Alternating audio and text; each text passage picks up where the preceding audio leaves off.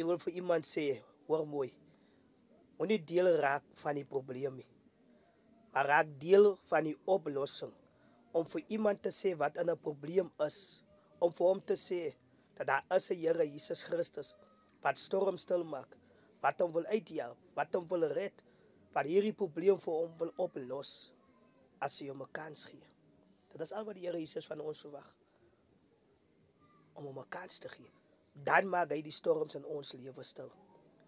So wees deel van die oplossing, my vriend. Bemoedig iemand wat in 'n probleem is.